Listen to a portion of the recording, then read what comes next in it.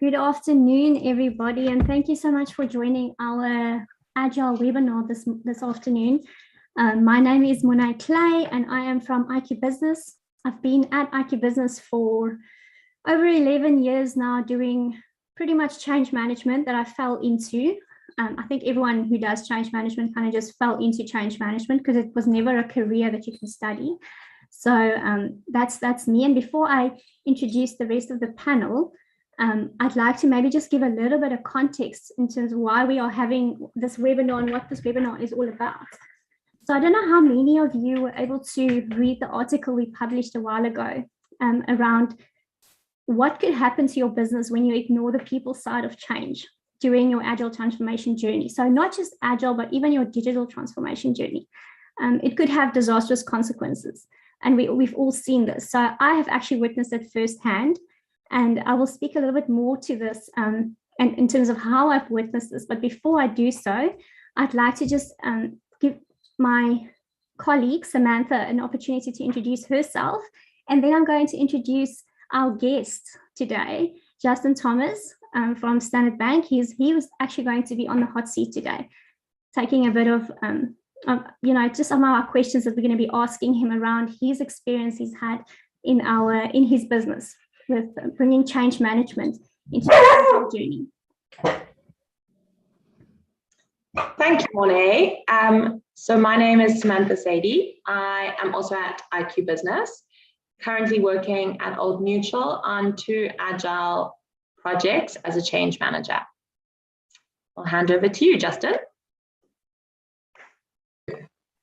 My name's Justin Thomas. I head up strategy, alliances, and digital transformation for Standard Bank Fleet Management.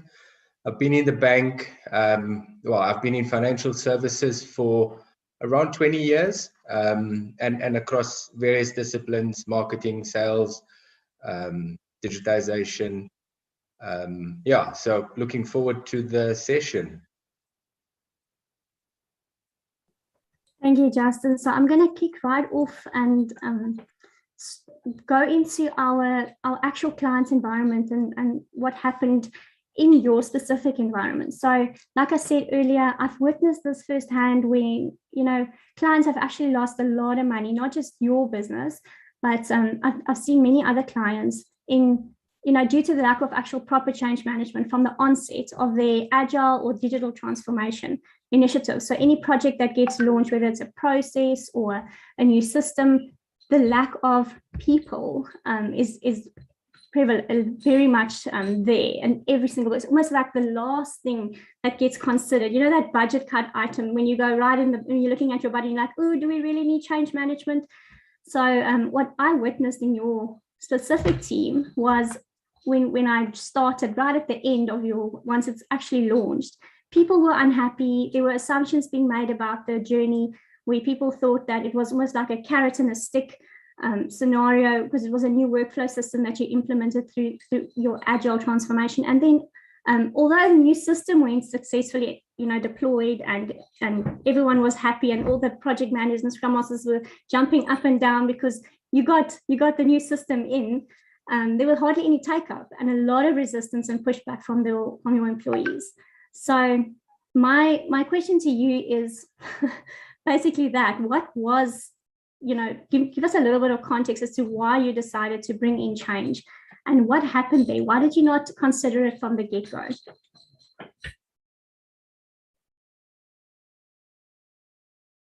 You're on mute still. I'm going to stay off on mute. Okay. A very good question.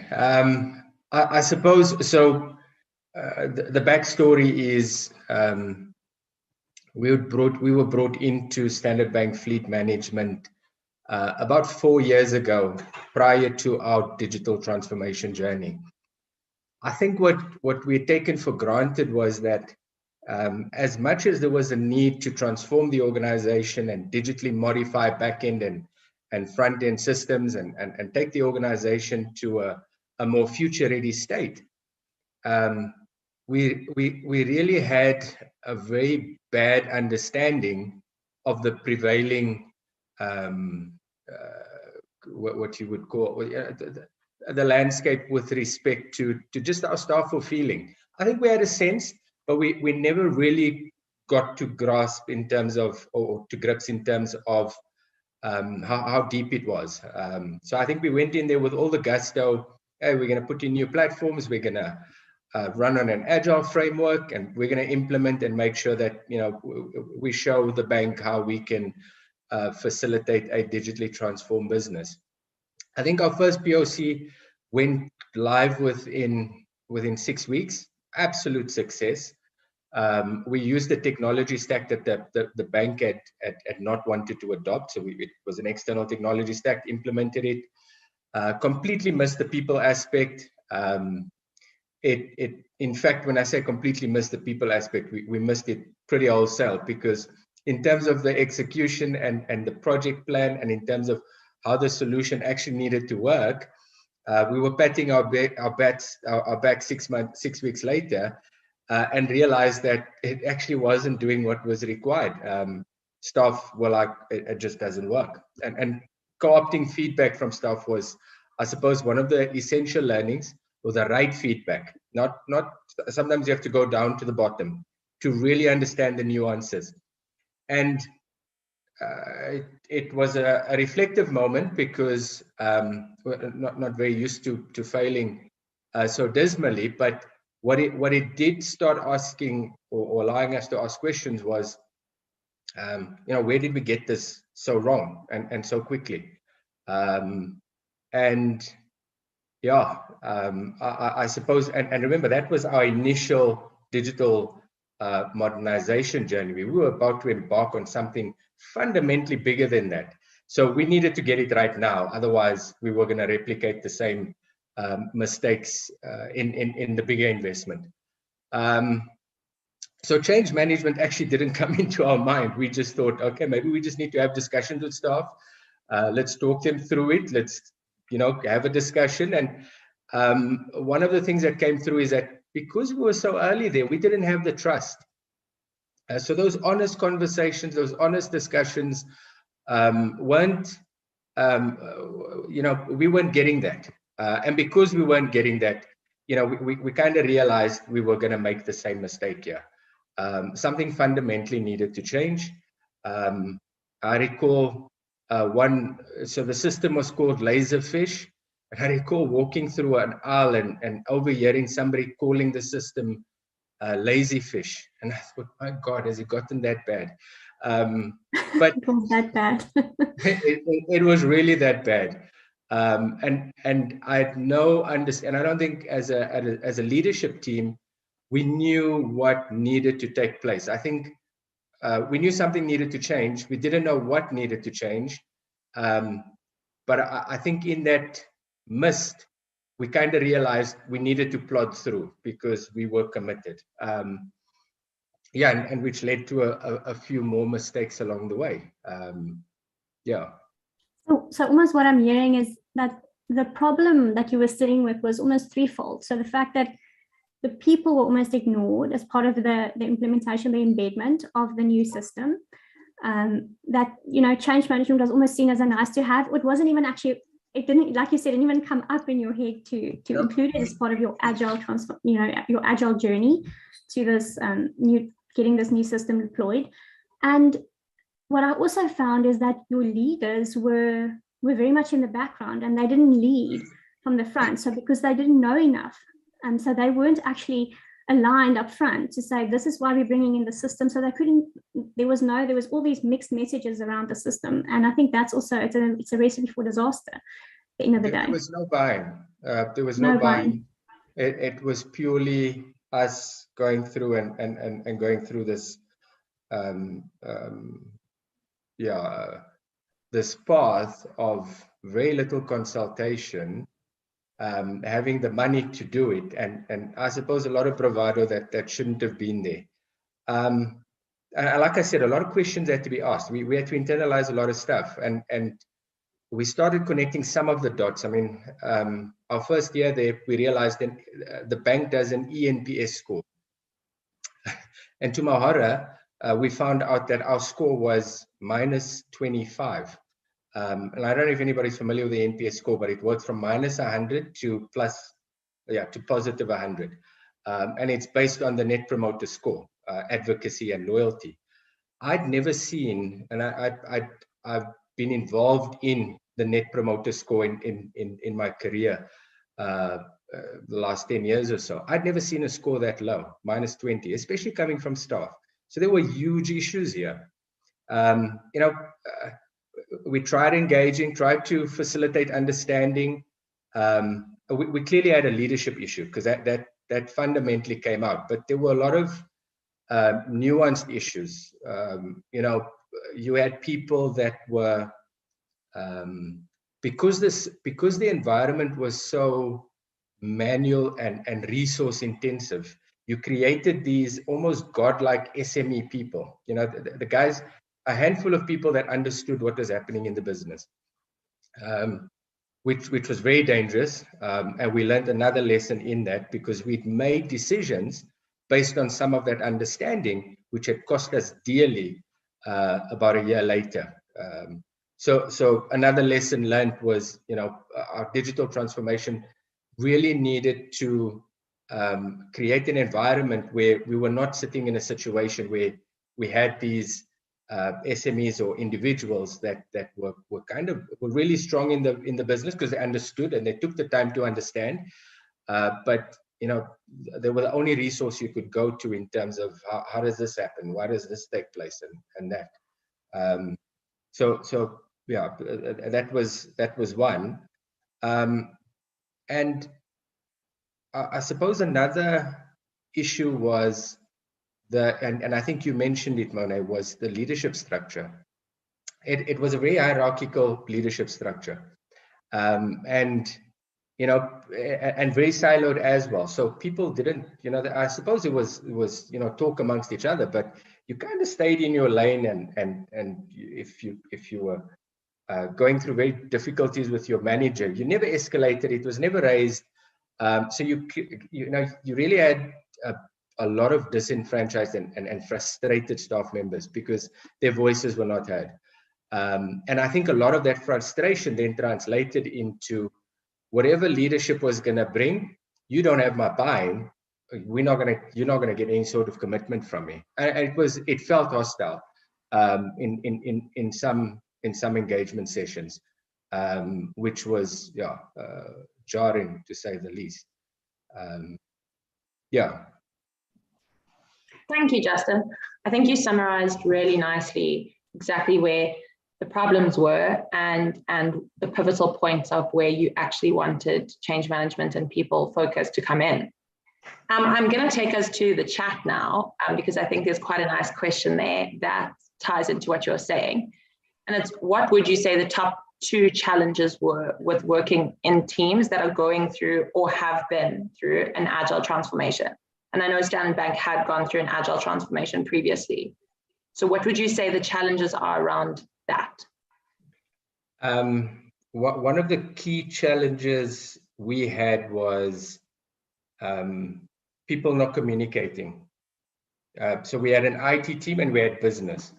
And in some cases, you had the tail wagging the dog. So discussions take place, IT delivers, it's not what was expected. And you think, bloody hell, for an organization to have those type of, it happens often. And the reason for that is, firstly, I think the stakeholders in the process not fully understanding their role sometimes in terms of facilitating that process or facilitating the end process. I think there's also, I suppose that's the one. The second thing I would probably highlight would be, just buying from the top. It has to be led from the top. I mean, when I say from the top, that's your CEO or your executive driving that initiative. They can't be sitting in their office and getting notes every so now and then. They have to be a pivotal part of that implementation. And I don't suggest in terms of the scoping and all of those type of stuff, but being a participant in terms of, I suppose the guidance, how important this is to the business. That's an important aspect, and I find that when we did that, we had better consensus discussions, in terms of different parties and stakeholders, when the leader was able to articulate what we wanted to achieve and how that. Didn't get to the finer details, but this is where the business needs to end up. This is where we want to end up. This is what this means. And we need everybody on board for that. We found when we started doing that, it really just energized not just the project, but the business in a very meaningful way. So I think you hit 2 points that I know in my experience have been quite fundamental as well. And I agree. I think working in an agile environment in a whole, you generally feel like those communication and leadership issues wouldn't be a problem, because you have all these meetings set up for you, all these ceremonies that allow you these opportunities to communicate. But I think what you really said that hit the nail on the head was, you can't have senior leadership like separated from that. They need to be involved in those ceremonies and involved, not just getting notes. Yeah. So I think that's exactly, I couldn't agree more. Moving from that, there's another question that asks where you would suggest change practitioners start with agile teams, because sometimes we're not included right from the get-go. Do you have any views on that? I don't think I've ever been included from the get-go, Sam, to be honest. Yeah, and I think we learned our lesson for that as well. Your change practitioner has to be involved. And when we say from the get-go, and in typical IT, we think it starts at the inception of the project. Actually, the change practitioner should be involved in, you want to try and get them involved in the conceptualization of the project. So you start factoring in the people element, how the dynamic of the business might change. And I think if you've got a good change management practitioner, they're going to be your sanity check for the soft stuff, which needs to be considered upfront. Rather than, hey, we've decided this is what we're going to do. So I would almost argue for your change practitioner starting right at the end, almost in conceptualization at that strategy level. I think there's a lot of insights and benefit for business that they can derive from having that process start very, very early. And also very, very late as well. Past the implementation for a long while after that. The reinforcement thereof, that's what you mean. The reinforcement, the reaffirming is so important, because, in business, we think it's I spoke to you, you understood, let's move and let's chase on to something else. And very often with a lot of these implementations, you need that affirmation. You need the reaffirming, sorry, not affirmation, the reaffirming. Why are we doing this? You're probably going to have to say that a good few dozen times, but it has to be done with the same gusto as and passion as what you said it the first time. We find that when you do that, you just embed the what we call change plasticity. So it actually makes your change management journey for other projects a lot more simpler, because you've invested the time up front. And that's trademarked, change plasticity. I don't know if anybody's going to use that. Thank you, Justin. I think that I couldn't agree more, and I hope that all the people listening are taking notes. Make us a part of the conversation nice and early, and you will reap the rewards. I did notice on the chat that someone asked to define Agile Transformation. Are you comfortable to define Agile Transformation? Would you like me to define Agile Transformation? Yeah, comfortably if you can. I can always support on that. Okay, cool. Happy. So my understanding of an Agile Transformation is transforming the way of your framework across the business. So you're working towards moving not only your project framework, but moving your entire business to understanding work in a way that is incrementally delivered, flexible, working on actioning your items as opposed to documenting your items, although we still obviously appreciate a little bit of documentation there, here and there, and wholly working together to communicate our objectives across the business in ways that no longer create silos, but speak to each other in different teams. And yeah, I suppose ultimately trying to engage across the business as opposed to in your department. That's my understanding of an agile transformation. Justin, anything to add? Absolutely. I'm still not a believer that banks fully understand agile. I think we struggle with that purely because it's so radical. You know, iterative, small developments, sprints, and I think we, to a large extent, we're still stuck in the mindset of waterfall, big complex projects that fail. Whereas, you know, compared to smaller, chunkier stuff that might not be as impactful, but, you know, are one part of the cog that you can then build onto and show value incrementally. So, yeah, I think as banks, we still, and I've been in a few, we still struggle with that. So agile in a bank and agile outside of a bank is too fundamentally. But to your point, I think the you know, understanding of it is exactly the same. Something else I just wanted to add there as well, Justin, is I think something you are showing is something I believe is you being agile, is you understanding your failures and you recognizing them and you saving them before they got too far, which I think is what agile is basically speaking to. Failing fast. Fail fast, iterate, speak to your customer, get feedback. You know, that going to market to test something small is so important.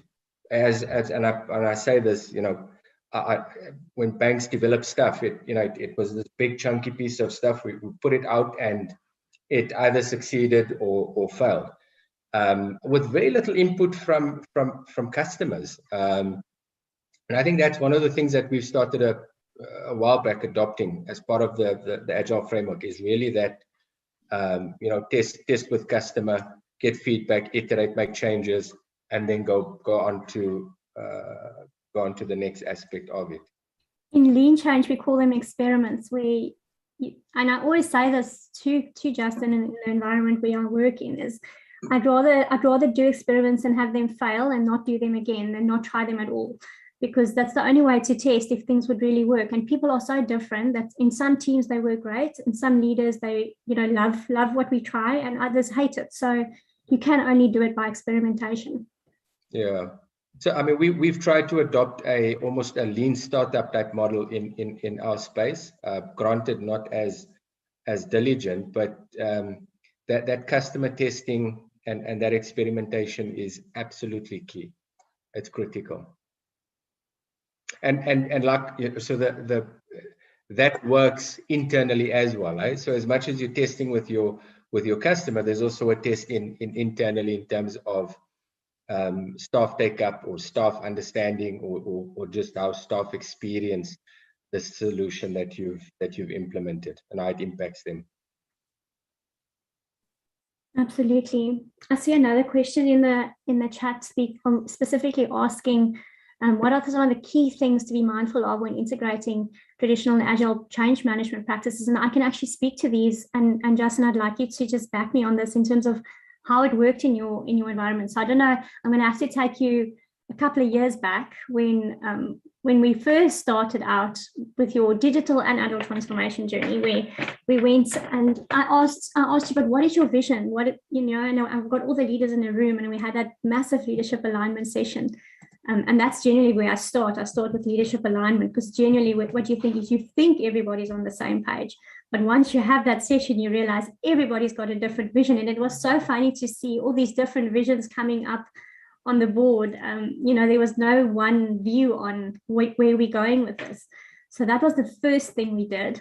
And maybe you can speak to that. So that's basically the very first thing I would do: declaring, communicating your change vision during that leadership alignment, because that is critical. If you don't have everybody on the same page, you might as well not continue. Yeah, I think, so the argument is, did we communicate our vision to our leaders? We absolutely did. But I think what the change management process does is, I think firstly, it makes you, it's not just a, one-way communication.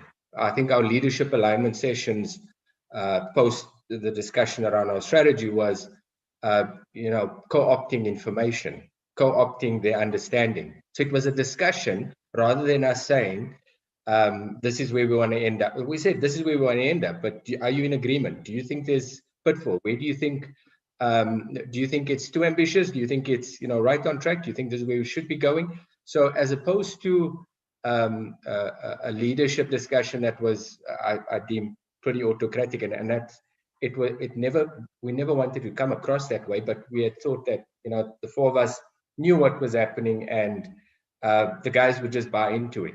But those leadership alignment discussions really opened our eyes to how it was being interpreted, but also to the fact that we actually had to listen a bit more than talk. And the process in itself helps with even your executive leadership's understanding, because now you've got a much wider pool of people actually probing and questioning, and you're like, okay, sure, we didn't consider that. Now, let's give that some thought.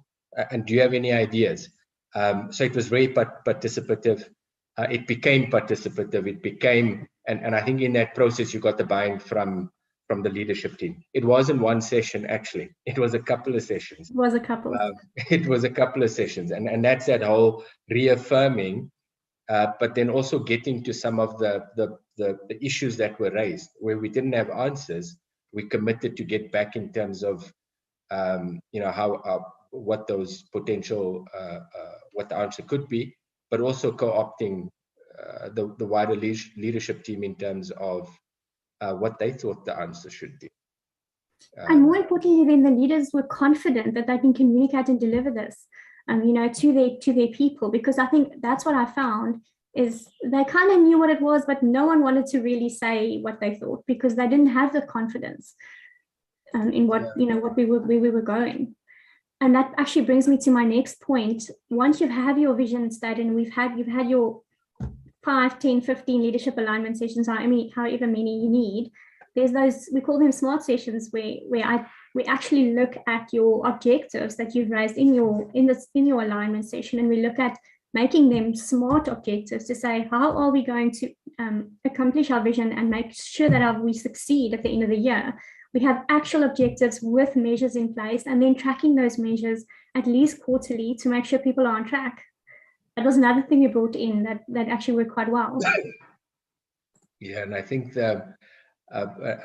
it always boggles my mind how there are businesses out there that have objectives and they never track them. It's set up in the beginning of the year, and if you're in a bank, they're generally financial metrics, but we kind of needed, in terms of our digital transformation journey, we needed additional metrics. We needed to measure at a significantly more granular level.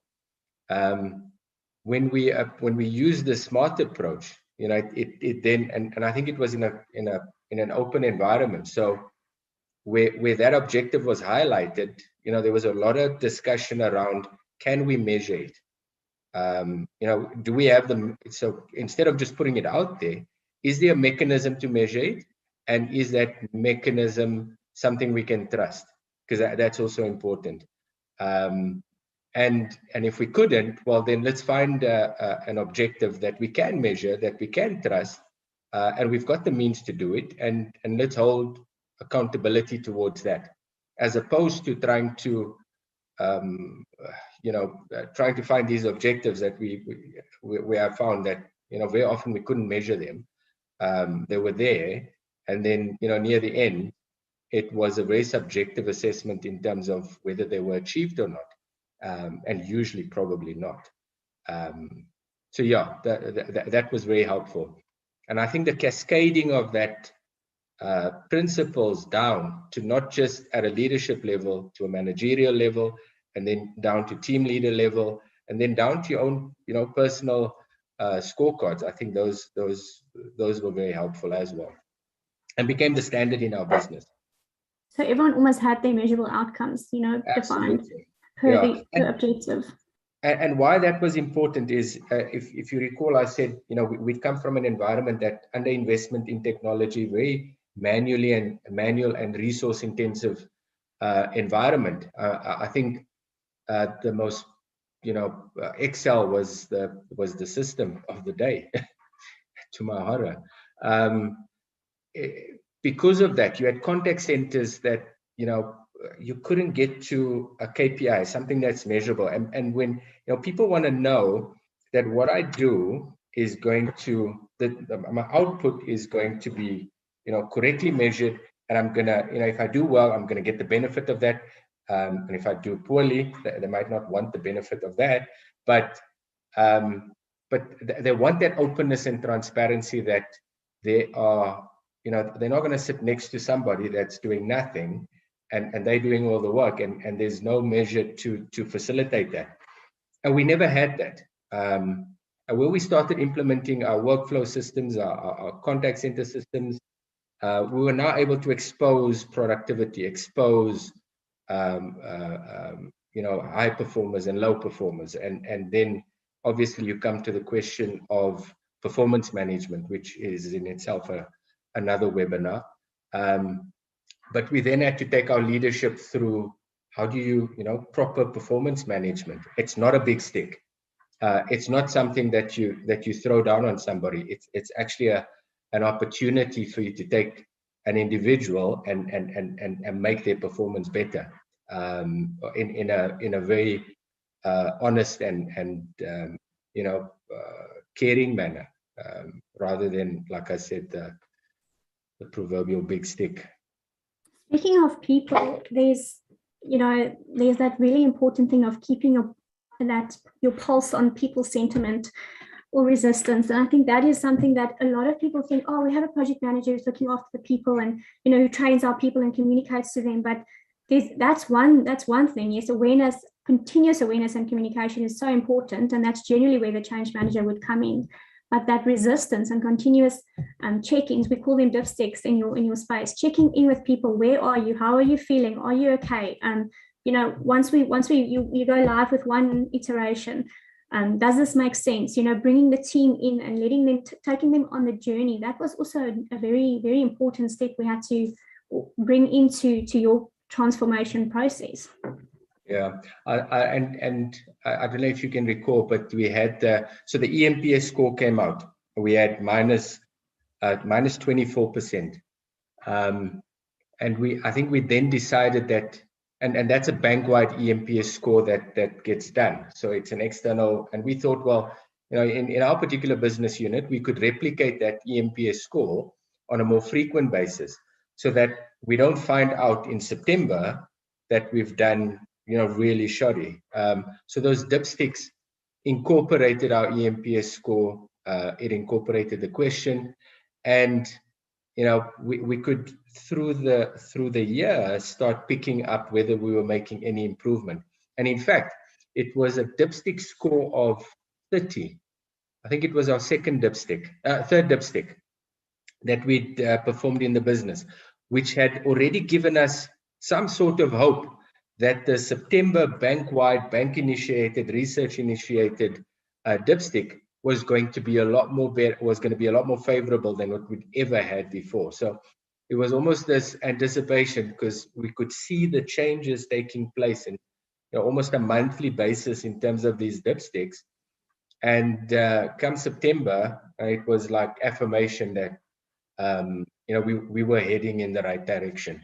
We'd moved from minus 24 to 15 the first year. Suffice to say, we're now at plus 50. That's right, yes, plus 50. come a very, very long way. That was our last ENPS score.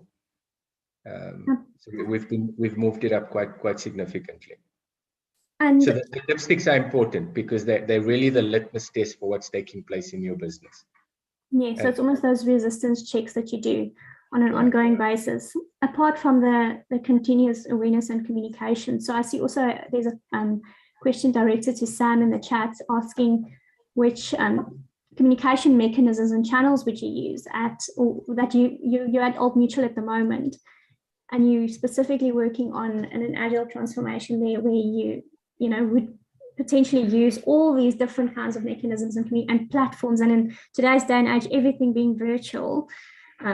Sam, maybe you can speak to that, and I can speak to a little bit of what I do at Standard Bank and what works for me. Happy to. So I would say a big thing that we do, I see that they say stand-ups are face-to-face. So we still do stand-ups in all my projects. My internal change team, I hope they're all watching me today. They'll see themselves spoken about. But yeah, so we'll do stand-ups in my internal change team, and then as well as in my 2 agile projects, we all use virtual stand-ups as a way of communicating. And that's just in a check-in format to see if there is any problems and if we have anything to raise. It helps me a lot being, I would say, newly defined as an SME in the agile process. So we've kind of been considered as change managers. Especially in the Old Mutual space, we defined as the SMEs in the Agile project. But it allows me to really check in with my project team and build the relationships I need to do change management work, because you need to have those conversations constantly going. So the daily check-ins really help, so the stand-ups. We also do lean coffees, which is something that actually takes place in our internal team once a week. And that's for us to discuss and collaborate across our different projects what's the best way to deliver change management in an ever-changing and flexible environment like an agile one. Because Old Mutual is also going through an agile transformation as a whole, it does require a lot of flexibility and constantly reevaluating what's the best approach. And Monet hit the nail on the head when she says experiments. And like Justin mentioned, they also use that in Standard Bank. Everything is an experiment. Like Monet said, most people require different initiatives, and each experiment will hit differently with a different group of individuals. Some might be more open to a more creative approach, whereas others might prefer a traditional. It needs to be what's the best fit for that team. So the lean coffees really allow us to communicate better and collaborate better, and also allows us to remain flexible.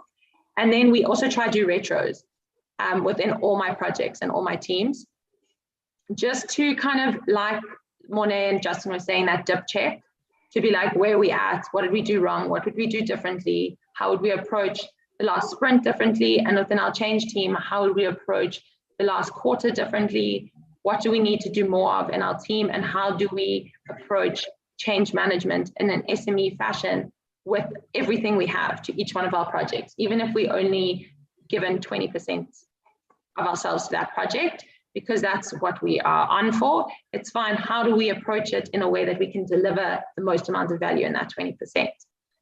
So that's, yeah, those are probably the 3 things that I would say that help us the most. We obviously also do reviews in my tech related projects and estimation sessions and other ceremonies to get the technicalities of the project underway.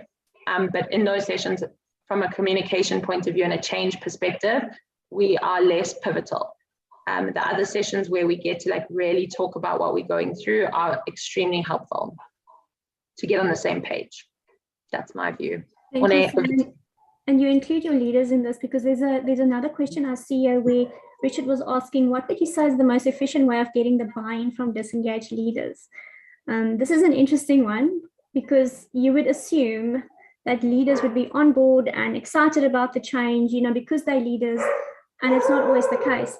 Justin, maybe you can speak to what we did with your leadership team that was very much not on board from the beginning. Yeah, I think so. I mean, every case is unique, and I think one of the things I think you need to know is nobody gets up to become gets up in the morning and says, I'm going to be a shitty leader today. There's usually an underlying issue, whether that's a previous leader that they've tried to emulate, whether that's just a lack of motivation in terms of or desire to, and there's an underlying reason for that, home issues or whatever. I think one of the key things is where you identify that is to really have the discussion with the individual and really unpack what the actual issue is, and obviously determine the remedy based on that. But I think it's the worst thing to do to label a leader and then never put any sort of effort into trying to understand why they behave and act in that particular manner. And then obviously, one of the things I think we did do in our business was our leadership values. So really affirming as a business, this is what we stood for. This is what we stand for. And not take for granted that because we say you need to be caring and kind, but what does that actually, how does that translate into actual action with your staff member, the type of things that you're getting involved with them? How do you, performance management, as I pointed out earlier, is a big thing, because and that's where we found a lot of the issues, right? The people's understanding of performance management was, I need to, big stick, get you from here to, if we don't, I'm exiting you. And actually, if you see performance management in a different light, there's an opportunity to really help that person grow. You find the benefit that accrues to not just themselves, but also to the business. So I don't think there's a hard and a fast rule, but I think there's definitely that discussion that needs to take place, and really to have somebody, a leader that people can look up to and say, well, that's somebody that I'd like to be. That the way they conduct themselves, and mentorship and coaching is a big thing in our business, or has started to become a very big thing in our business, because you need your leaders to access other leaders who can facilitate the discussion in terms of what's the best approach to potential, or not tell them what the best, but let them find their way in terms of what potentially is the best approach to resolving certain issues. And I think, like I said, it's not just one thing, but mentorship, good performance management, understanding, a business that puts people at the heart of the organization. I think those things, when they come together, really help other leaders that struggle with understanding leaders or understanding themselves, or their bad behaviors. They've got something to look at and to change towards. Yeah, I think we can add to what you've said there. I think what you've said makes so much sense. Was in the beginning, as we said, we did the leadership alignment sessions where if you include people, I think that's human nature. The moment you feel like, even if you compare yourself to your grade 1 daughter at school who's feeling left out because she's not part of the group, you can't sit with us. That's exactly what happens in a business when you exclude leaders from a big vision or a big transformation journey. So we included every single leader in the business to build the vision with us, to build the objectives, so that it's not their vision, it's our vision. And the moment you include people, that is when you get that's when resistance drops. So definitely one of the things that helped for us as part of that leadership alignment. Yeah. Right, so I think we've spoken to most of the points, in terms of what we would do, as part with change management and being change managers on a project. The work actually never ends. I actually am laughing at one of the comments I'm seeing in the chat here from, I don't know who it was from, but she was saying system replacement is not for the faint-hearted and can induce immediate migraines kidding not. Did you experience consistent system issues or risks where users lost trust in the system? And I think this is exactly what happened in your business. Often, and with regularity. Can users, yeah, so I mean, I gave you the example of, we had a system called Laserfish, and they ended up calling it Lazyfish to Mahara. But we've had instances post that where, things don't work. And I think the difference is that staff tell us, and they can be very critical, and as they should, because they're going to be using the systems. But they're not just critical from the perspective of them using, they're also critical in terms of the impact on our customer. And if they're unable to provide the service that we've said we want to deliver, they've gotten to a point now where that's not going to allow me to do that.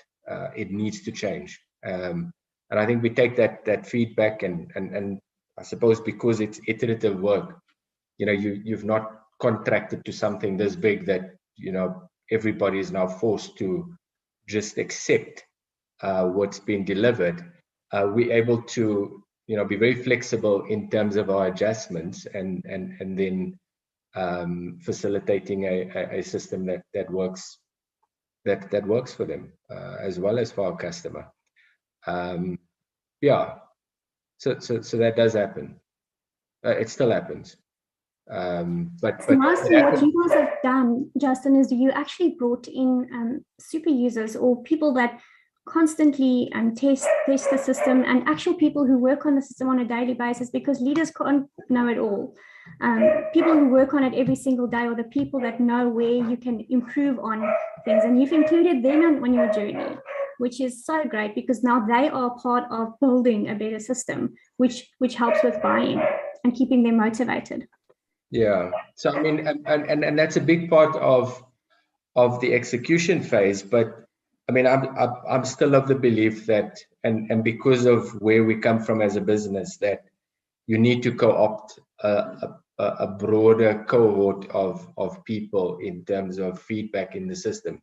Because even those SMEs, I can tell you now, a lot of them know what they know, but very often they're also going to put you down into a space where it's their own dominant logic that they've put into the system, and you've built accordingly, and you find out but you could have done so much better had you just asked people that were a lot wider set of people. So that SME structure, it works, but like I always say, caution against it, because we come from a business where those were the SMEs that kind of guided development and work, and we found out very late down the line that a lot of it was, in some cases, it was as silly as we replicated, you're going onto a digital system platform, but you're replicating the same processes on the manual process. You're like, why are we doing this?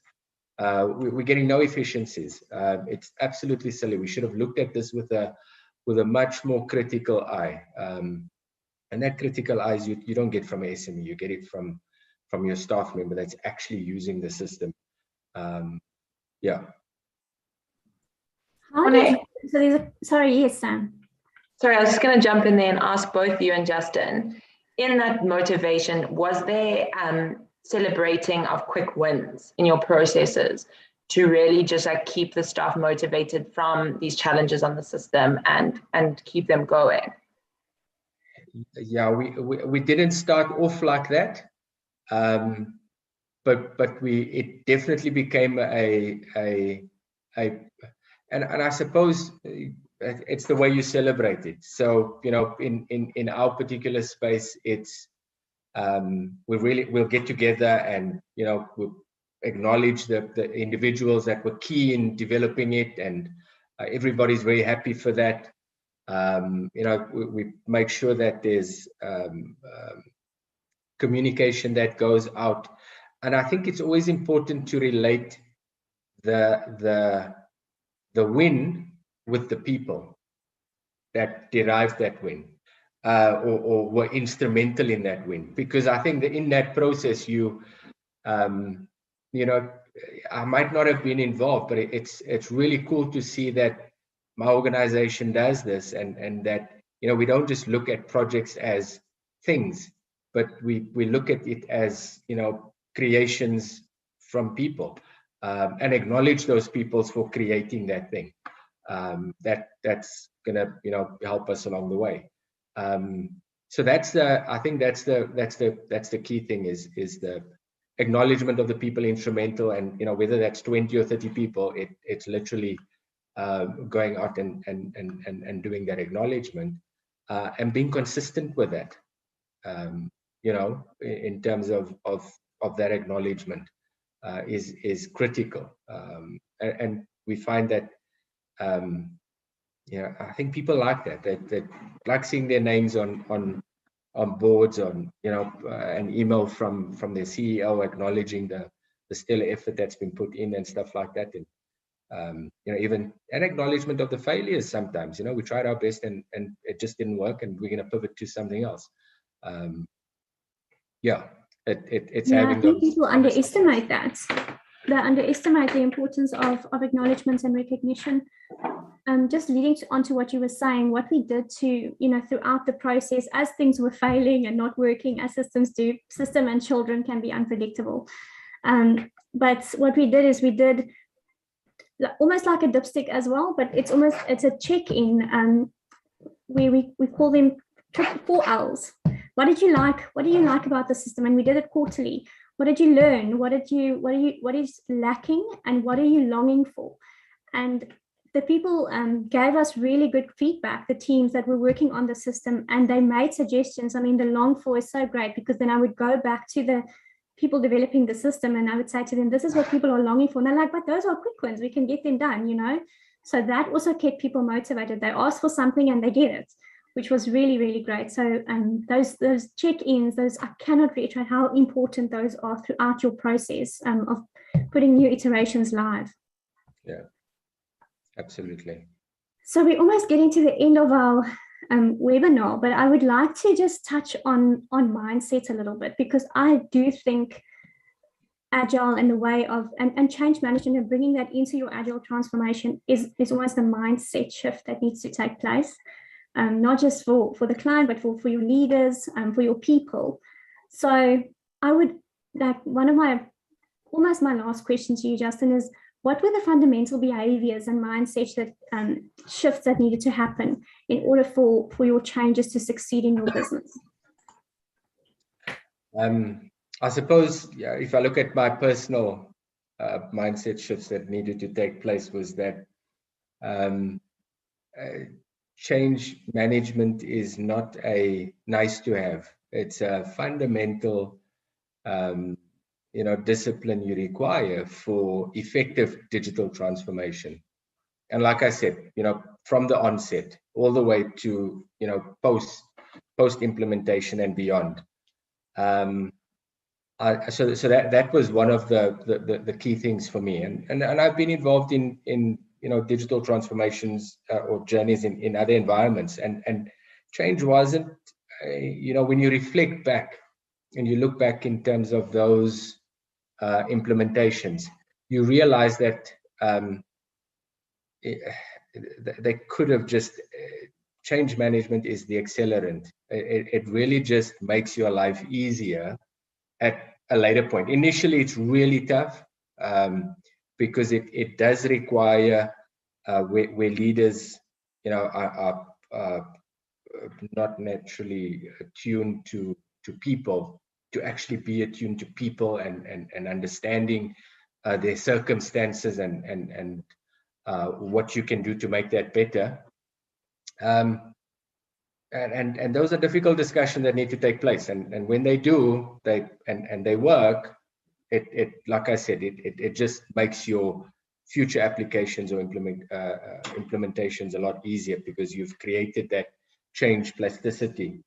I think another thing that the change management journey did open up my eyes to is just the robustness of the stakeholder relationships, and when I say robustness of communication, of understanding, and checking for understanding, you know, and not to belittle stakeholders because of they might play a small portion in the overall implementation, but you don't actually realize that they could catch you out later because you just never brought them as part of the journey. So really understanding that every stakeholder is really important, and that the process you take them through has to be methodical, it has to be planned, it has to have regular check-ins, and it needs to ensure that that they're crossing the Rubicon with you, that they're moving forward and they're not being left behind. And then I suppose the other part of the change management, being somebody that's probably more IT focused, is that a system's a system. It's going to do what it needs to do. It's the people that make the system work. It's the people that are going to facilitate an effective implementation. Technology stacks are, they're a dime a dozen. There's not much between them in many cases. The real differential is going to be in how you co-opt your business into that technology stack, and how that then applies to your business growth initiatives. So yeah, a big learning on my side as well. That is so good to hear. I mean, it honestly makes me feel proud, because you are a changed person from when I met you 3 years ago. We almost didn't have time for me to talk you through the change process. So can I ask you one last question? And this is going to be our cherry on top question: is, would you go as far as to say that, in your opinion, do you think there was a direct correlation between the people side of change and your actual bottom line after implementing the system? There's an absolute correlation, because your productivity increases when your product. So we were, as a factor of our transformation journey and our change management journey, we got a few benefits that I think, when I look back on it, I'm so glad that we'd started this journey in 2018, because the digital journey and the change management journey set us up for a COVID period where we had the trust of our staff. We had systems that could support the business during that period. We had, implemented very deep discussions and sessions prior to COVID, that when COVID came through and we were doing things, on virtual platforms, we weren't trying to elicit trust or trying to develop. That had been gathered already. That had been given to us already. So that when we had the discussions, from a COVID perspective, it was, our productivity went up. When I look at a lot of organizations in our space, they were struggling because productivity was going the other way. They had leaders that couldn't adapt to this changing environment. And, I was sitting on the other end and thinking, but what did we get so right? And you recall the word change plasticity. I think because we've gone through that intense change, intense digital transformation prior to COVID, that when COVID had come, we were already wired for change, albeit nothing comparable to COVID. But the work we needed to do was very minimal had we not done the heavy lifting prior to that. So we got a lot of benefit out of our change management process and our digital transformation journey running concurrently and being that in place. Thank you, Justin. In closing, and in our last minute, I'd like to actually summarize what we said here, and it's basically whether you're adopting your agile ways of working, so whether it's an agile transformation journey, or whether you're just being agile in order to speed up your delivery or implement a new system, speed up delivery to clients. If you do not focus on the impact on people, all your efforts will actually be mute. And the bottom line is that it'll be costly. You'll have more risks, and not only in terms of money or return on investment, but in reputation as well, because if your people are not happy and aligned, your customers will be unhappy. So in summary, would you agree with that? I think that is more or less what I'd like to sum up from the session. Absolutely. Thank you so much for joining us today, Justin. Thank you, Monet. Thank you, Samantha. Really, thank you for the opportunity. I hope you all enjoyed the session, and I hope you will be including your change managers as part of your transformations going forward.